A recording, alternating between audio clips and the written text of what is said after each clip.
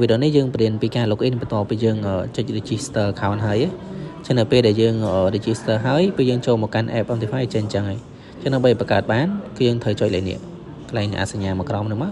បន្ទាប់មកយើងចុចសញ្ញាលេខបូកអូខេ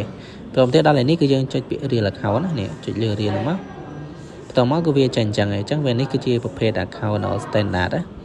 សម្រាប់ standard គឺអ្នកគ្នាមើលទៅ deposit ចាប់ពី10រៀលហើយ spread វា20ចឹង account ដែលយើងចង់បង្កើត spread 10នេះគឺ account pro deposit 200ដំបូងនេះបន្ទាប់មកយើងចុចពាក្យ continue មក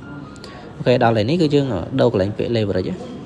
នេះគឺយើងដាក់មួយលើ 2000 មកដាក់មួយលើ unlimited ទៅក៏បានដែរ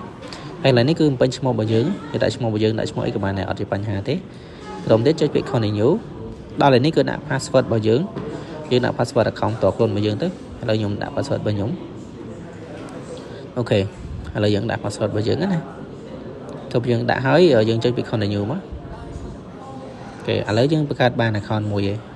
អញ្ចឹងដើម្បីយើងយកទៅ login នឹង Optify បានគឺយើងត្រូវស្គាល់លេខ server របស់វាអញ្ចឹងយើងចុចកន្លែងពាក្យ trace 3ខាងលើមកនេះចុចហ្នឹងមកអូខេចុចមិនហ្នឹងហើយដល់នេះយើងចុចពាក្យ lane setting អូខេដល់ lane setting ហើយនេះវាមានពាក្យ login និង lane server អញ្ចឹងយើងអាច copy លេខ login និង lane server យកទៅដាក់ទៅបានហើយ